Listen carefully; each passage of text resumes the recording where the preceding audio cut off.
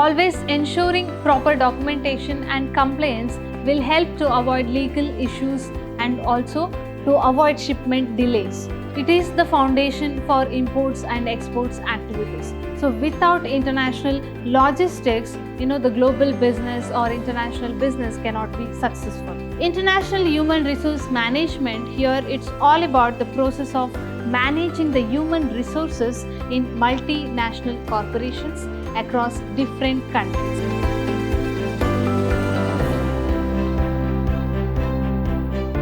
Hello everyone, I am Niklavati S, Faculty of Commerce, Vidhyaashram First Grade College, the Temple of Excellence, MYSURU. I welcome you all for the sessions on the subject International Business, and in today's session, we'll be discussing about the 5th chapter, that is International Operations Management. And in today's session, we'll be discussing about the topics International Logistics and International Human Resource Management. So let us study what is international logistics is all about.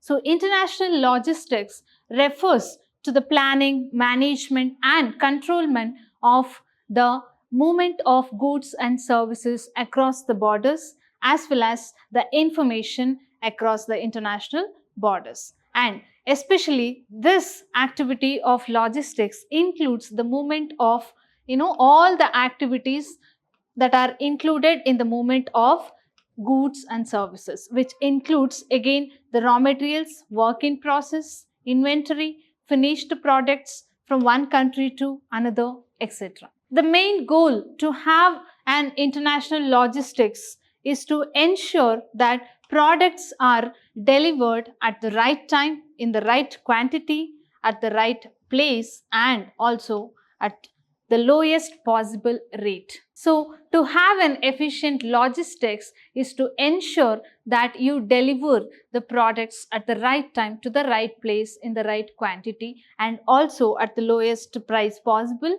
and as well as ensuring that you comply with the international laws and standards related to the quality and quantity of goods that must be imported or exported, or as per the movement of goods and services which are to take place through different routes of transportation of goods and services. So here the international logistics is all about movement of goods and services, and to make sure that the right quantity of the goods are reach to the customers from the suppliers. In simpler terms, it is the backbone of global trade which connects the manufacturers, suppliers, customers and the distributions together through a well-organized supply and distribution system.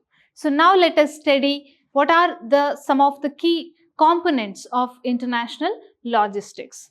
So here in the components of international logistics, we have transportation management.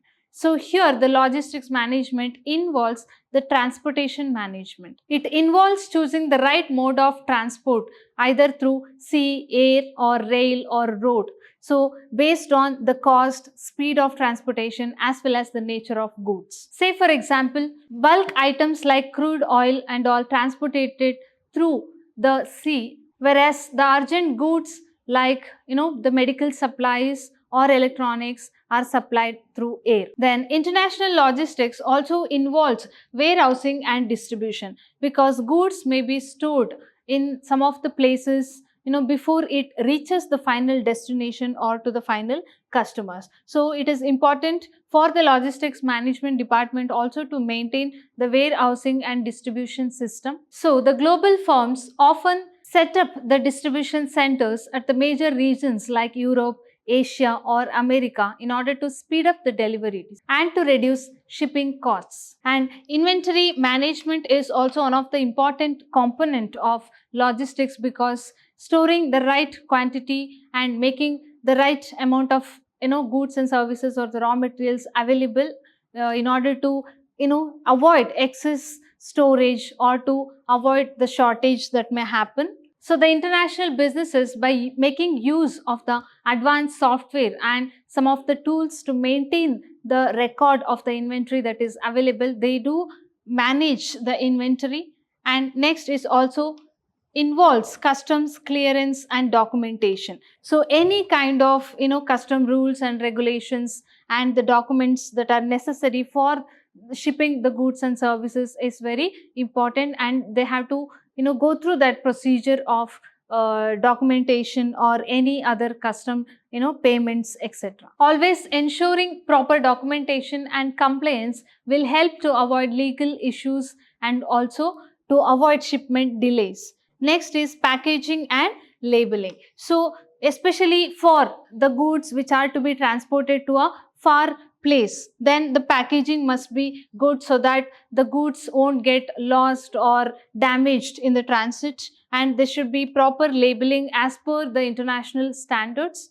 Next is insurance and risk management. So for the goods and services that are in transit, there should be the insurance coverage and how they should know how to handle any kind of risk that may arise due to the loss of goods or the damage that is caused, or some of the raw materials or the goods may catch fire. So risk management also involves selecting the reliable routes and also better transportation partners. It also involves information and communication technology, as the modern management is dependent on the digital tools and softwares and also AI services, like they may use ERP, that is enterprise resource planning, or they may use TMS, that is transport management systems, etc. Now let us study why international logistics system is very important. So it supports for the global trade. That means it is the foundation for imports and exports activities. So without international logistics, the global business or international business cannot be successful. Next, it is very much essential for achieving the cost efficiency.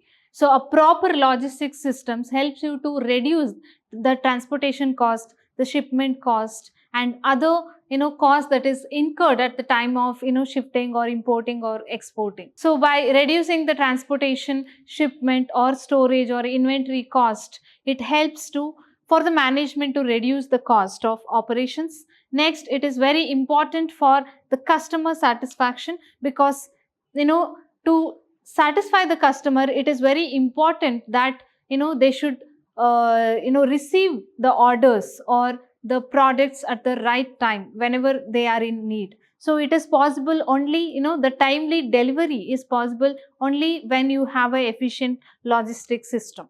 Next is competitive advantage. So by delivering the qualitative products and also at the right time, at the right place, the logistics is also helping to gain the competitive advantage, where the companies can enter the new markets and have access to new markets easily. And finally, it helps for market expansion. So a better logistics system helps you to gain or expand your business and have access to the newer markets. So where you can target the newer people or the customers, and through timely delivery of your products, you can expand your businesses. Thereby, it helps the businesses to increase the global footprints.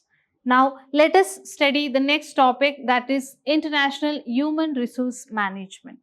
So, international human resource management, here it's all about the process of managing the human resources in multinational corporations across different countries. And managing the human resources in the MNCs, it's a big challenge. Why? Because it consists of different cultures. So it consists of diversified employees, diversified workers, and diversified, cultural backgrounds. So here the international HRM includes, like any HRM, the process which includes hiring, training, managing, and developing employees globally, while also considering some of the international labor laws. So just like when you are hiring the employees for a domestic company, you have to follow whatever the labor laws of that particular land or country. So just like that, when you are recruiting for MNCs, so or when it comes to the international human resource management, so there you have to be aware of the labor laws and the international rules and regulations regarding the welfare of the employees, regarding the recruitment, regarding the compensation, etc. And the biggest challenge is the diverse cultures and the global business strategies must be there in order to retain the employees or the workers at the international level, especially in the MNCs. So there are some of the staffing policy that are followed when it comes to the international HRM management. It's all about looking into the approach that an MNC uses for recruiting and retaining the employees, especially in its host countries or in the subsidiaries, and how it is managing its operations. So it defines how companies are going to assign the employees for international or foreign projects. There they have to decide whether to use the people of the home country or host country or from a third country for holding the key positions or for managing the operations in the host countries. So there are 4 types of staffing policies that can be followed by the international HRM. So one is ethnocentric. Here ethnocentric policies is when the key positions in the host country is given to the employees of home country. So they are given, they have assigned the positions in the host country's operations or in the subsidiary units that are present in the host countries, and it is allotted to the employees that were there in the headquarter or the home country where the headquarter lies. For example, an US company may appoint the American managers in order to manage their subsidiary in India. Next is polycentric. Polycentric is when the people or the employees from the host countries or the local managers are managing the subsidiaries of the MNCs, whereas the employees of the home country are holding the key positions. For example, an Indian manager runs the operations of the Indian branch of a Japanese company. So next we have is geocentric policy. In geocentric policies, here the employees are selected based on the skills. So they look for best talents irrespective of their nationality. For example, a German executive might be sent to the US branch of an Indian company. So next is regiocentric. Here in regiocentric policies, the employees are recruited or hired based on the particular regions, not a particular country. Say for example, it might be European countries or the Asian countries. Say for example, a company may hire any European to manage its German operations. So there are several factors which are going to affect like which strategy of staffing policies should be adopted. So here are some of the determinants of staffing policies. So as you can see here, the nature of the international operation will also affect or one of the factor which determine which policy should be used. A company with centralized decision making approach may use ethnocentric approach, whereas decentralized firms may always choose the polycentric or geocentric policies. And even the cost considerations are important because hiring the expatriates, it's very expensive because of the relocation, training and other developmental activities that are done in order to make the employees more skilled and able to manage the operations. Next is availability of talent. So always it's not just the regions, but there should be the availability of skilled persons or the employees, and availability of talent also is very important to decide which staffing policy the company must adopt. Again, it depends on the nature of goods and services it is dealing with. Next is cultural distance. Even the cultural differences will play a vital role because if the culture of the host country is very different compared to the culture of the home country, then it is important to assign the home country's managers for managing the operations of the business. Next is legal and political environment. Even the legal and political environment of the host country is also very important. So usually the MNCs or the global companies would like to set up their branch where, in those countries where there is political stability and economic stability, as well as the legal rules and regulations, because whatever the company it is, whether it is MNC or the global businesses, they have to be in compliance with the local rules and regulations, and they have all the ability to influence the political decisions regarding the businesses. So it is important to consider legal and political environment. Next is business strategy. So based on the strategy of the businesses and their marketing strategy, they can decide which staffing policies to be used. It depends on the vision and mission of the businesses. Say for example, a company aiming for global integration, it may like implement the geocentric approach. Or for those companies which are focused on local responsiveness, they may use polycentric approaches. So this was all about the staffing policies at the international level, and in today's session we had also discussed about international HRM and international logistics. Hope you all have understood. Thank you.